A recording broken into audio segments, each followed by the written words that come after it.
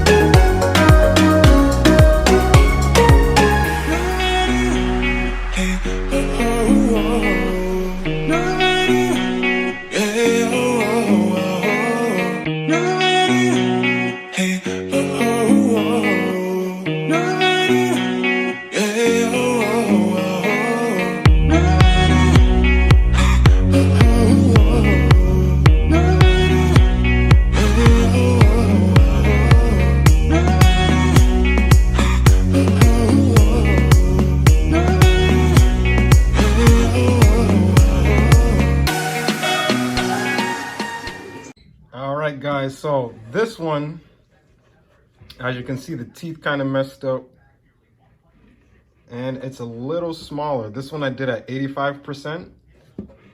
This isn't just going to be a prop that I'm making. This I'm actually making for somebody to wear for Halloween. So here we go. Take two. So just like the Green Goblin helmet that I did the first time, I just split the mouth so that way I could print everything, get all the teeth this time.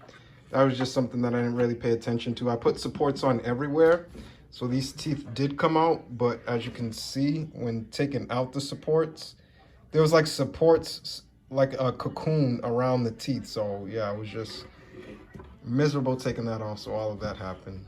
So I did this again. Everything came out great. Only just that. Other than that, I've only had to use the 220 on everything. So this came out super, super duper good. I re-leveled everything. It's been a while since I re-leveled my printer, so I just did that. And these came out amazing.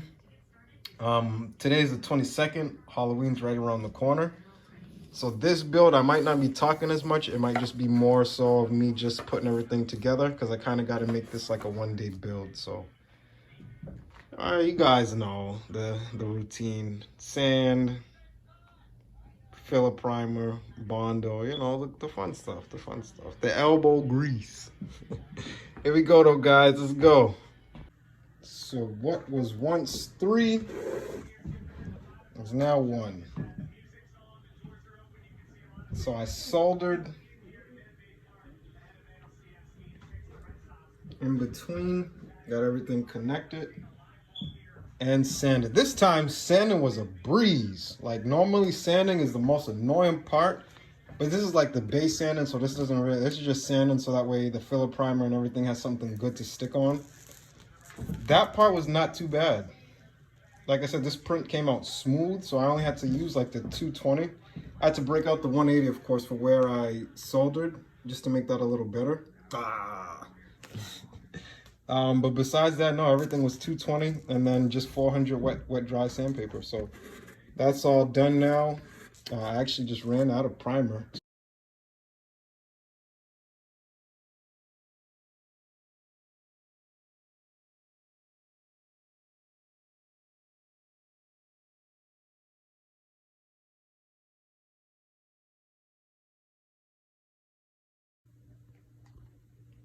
Don't mind blood sport.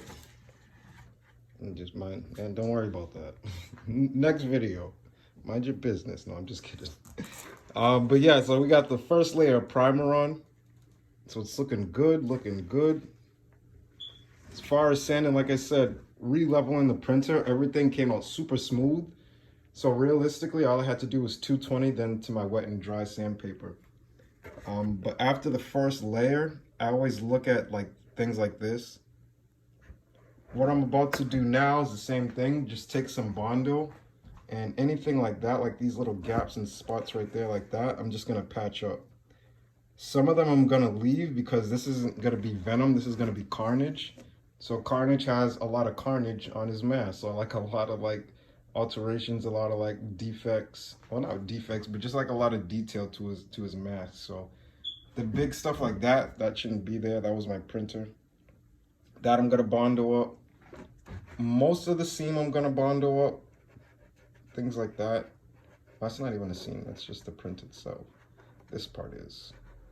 That I'm gonna seam up, but that's also gonna help reinforce the seam as well. The mouth I'm gonna leave the way it is because the mouth still has like that, kind of like that texture that you actually have in your mouth. So that I'm gonna leave. Some of that webbing I'm gonna leave too because it looks like webbing. So anytime you have a print, or for the most part for me, if I have a print, and if that print is not super smooth in every single picture, if there are like different versions of the helmet or mask, where like in real life it actually does have some damage, I'm gonna actually bring that to life as well. So a print like this, I wouldn't want to look 100% smooth just because it doesn't look realistic like that.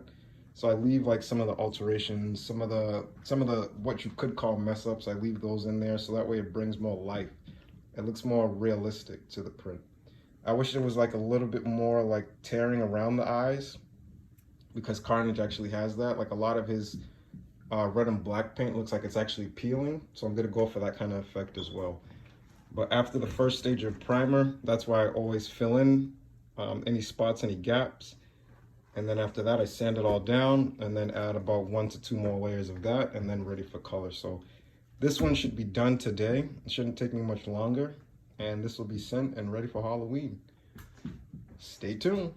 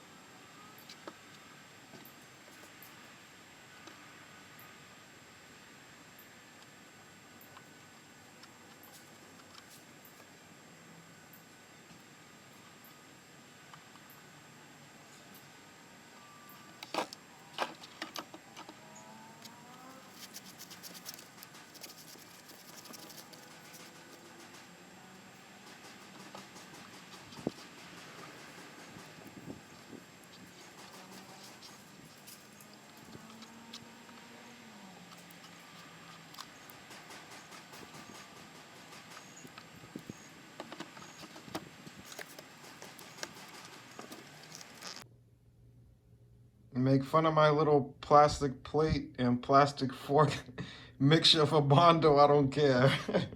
It works. No, the reason I do that, the plastic fork, it just spreads this out like butter. So if I had like a plastic spoon or anything like that, or a plastic knife, I would use that as well. And I could just throw it out after. I've used popsicle sticks, the whole nine. I just like to use something with like a flat surface, so that way when I spread it over, just like I said, it just goes on like butter, and it's just like, it doesn't make like clumps or anything like that. You see me probably like wipe over. It's just like laying cement. Like I told you guys, I'm a carpenter. Or I don't know if I told you guys, but hey guys, I'm a carpenter. It's just like laying cement.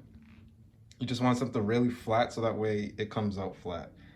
Reason being, it's less sanding for you at the end. Trust me. So now we're just gonna sit here, let the Bondo harden. Shouldn't take that long, just a couple minutes. After that, I'm gonna be sanding all of those patches down, make sure that's all nice and smooth, and then it'll be another coat of primer, and then we'll be ready for the gloss black, son. So for the gloss black, I shall be using this. Just got this from Home Depot, along with primer, and then got some red as well. So this is all that's gonna go into this mask. His mouth, yes, I'm gonna have to paint, so I'll show you guys like the acrylic paints that I'll be using for that. I'll probably do like a time lapse of me painting in his mouth, getting in there pink, giving his teeth like a nice, like disgusting kind of look. But we're just about halfway there. Blah. All right, so I just added the second level of primer. So start with the back. Remember those spots? What spots? They're gone. And then we'll check out the sides. So right there, I'll probably just use a little bit more of either the 180, just to like buff it in a little bit more. Those little small dents, I didn't really patch those up. I'm not going too crazy about those. Again, I'm going to use some of those as effects. But the little gap that was right there is gone. And then the side of the mouth is looking good as well. So like I said, after you do this, the Bondo, everything like that, you'll probably have to come back. Maybe once more. But about 2 or 3 layers of primer is what I do. And then I'm good from there. And again, it's just those little clumps. So it's just parts where, that's why I like, again, like the flat fork, because you don't get as many clumps, but you're most likely going to get a couple of clumps that you just have to fix out.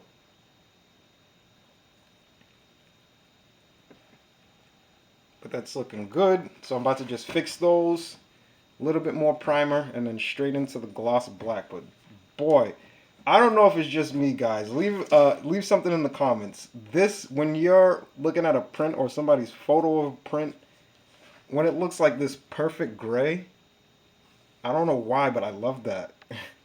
It's like such a satisfaction to see like that. Like, just look at that. You kind of don't even want to put paint on it. It just looks like perfectly smooth at that gray. It's kind of heartbreaking to paint. No, I'm just kidding.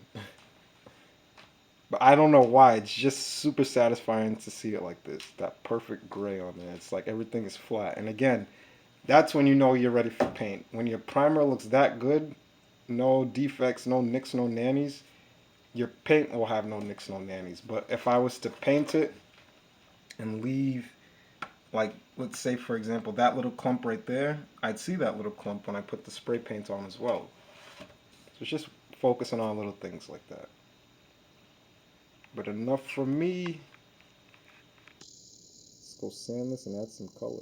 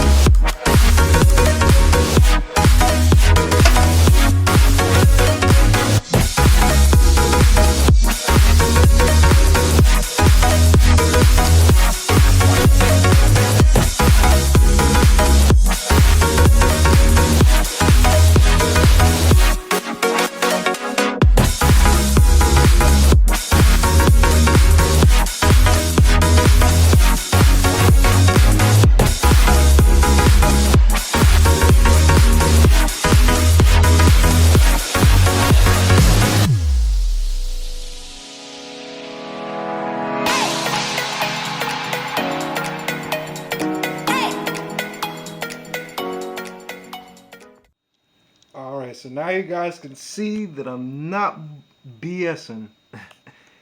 If your primer looks good, your print will look great. So this was where that little nubby was. You can see that I like sanded that down so there's no more like clumps. And now my gloss black looks flat. It looks reflective. It looks like it's doing what it should.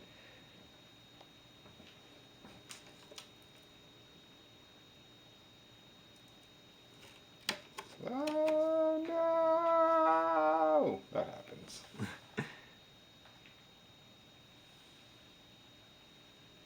Now I'm just waiting for this to settle in.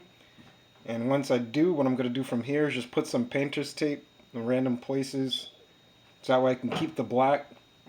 And then everything else I'm just going to spray red. And then I'll probably use a painter's brush or something with like a nozzle. And just like drizzle red in random places just to make it look like a torn effect. So just gonna mess with it a little. Good thing is the gloss black is done. The gloss black is set. Now literally all I have to do is just what I said. Just add the red. And then just add some details to the mouth.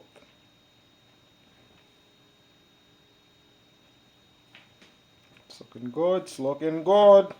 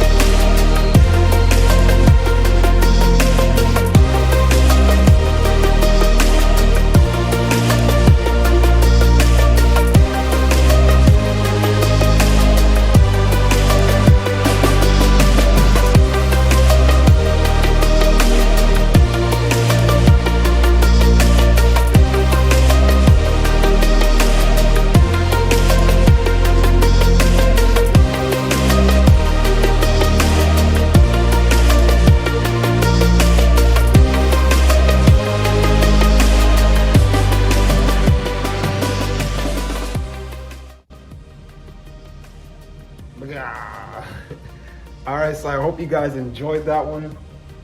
Again, it was a bit of a quicker build just because I had to get this out in time for Halloween. I knew I definitely could, but I just like to keep it the work I do on the weekends because I work Monday through Friday. If I haven't told you guys, I'm a carpenter, so I build houses, fix houses, and then I come home and build prints and fix prints. So it's fun. I like to create things. I like to work with my hands. I like to build things and look at them, and at the end be like, I made that. Like that's a satisfying feeling. So I hope you guys enjoyed building this one with me. As always, hit the like button. If you like this build, definitely hit that subscribe button so that way you can see everything else that I'm working on and going to be assembling and putting together.